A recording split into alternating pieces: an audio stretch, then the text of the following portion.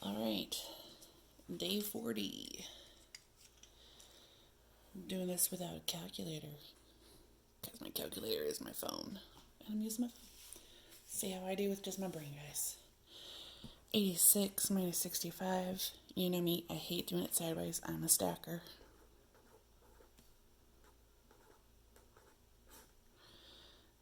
There's one.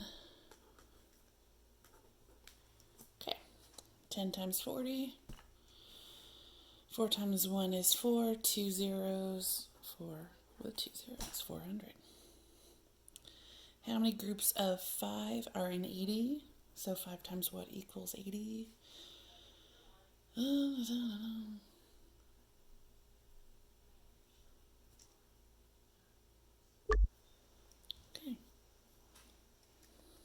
I got 16. You got 16? I got 16. Alright, is 978 greater than, less than, or equal to 987? It is less. There is less of them. So you would write it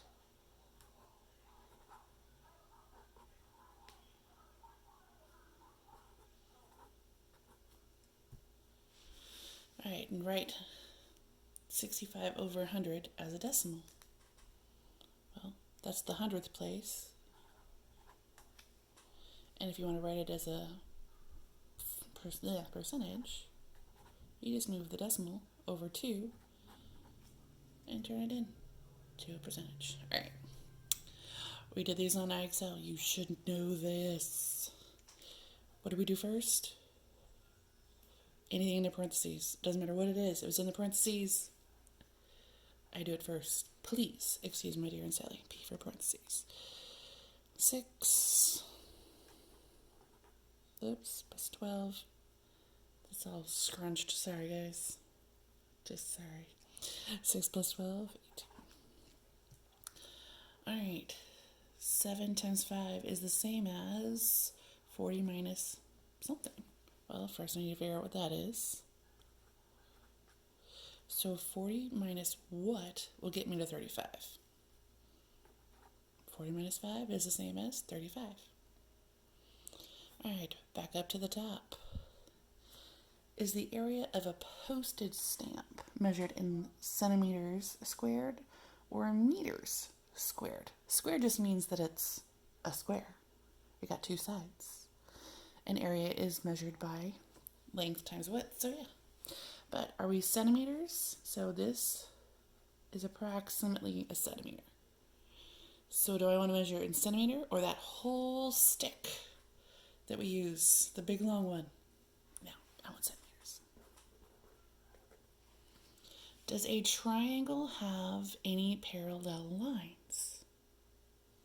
Well, triangles can be like this, or triangles can be like that. Do all those lines intersect? Yeah.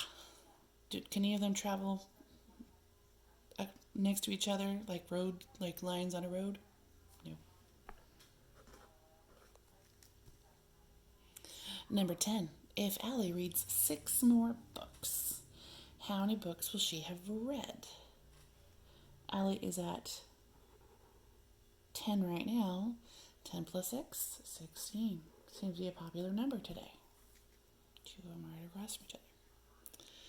Alright, number 11. If you rolled a 6-sided die, what is the probability of getting 5? You can write a probability kind of like a fraction. I do a kind of lopsided fraction. How many total options do I have? Total options goes on the bottom. How many of those sides actually have a 5? Only 1. You can also write it 1 out of 6, or those are all ways to write probability. Just want to know, what are you looking for out of how many possibilities? The last one, a birthday cake is cut into 24 pieces. There are 6 pieces left after the party. What percentage? What percentage of the cake was eaten? Well, first let's figure it out. we want to know how many are eaten. So I gotta subtract first.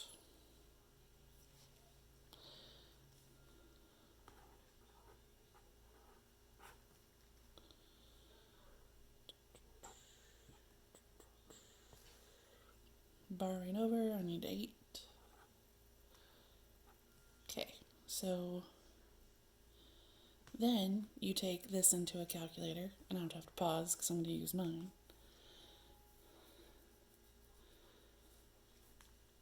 So 18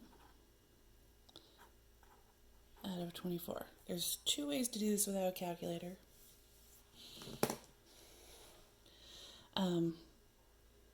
My favorite way is the multiplication chart, personally, where you just want to go down to the lowest thing and then make it a percentage.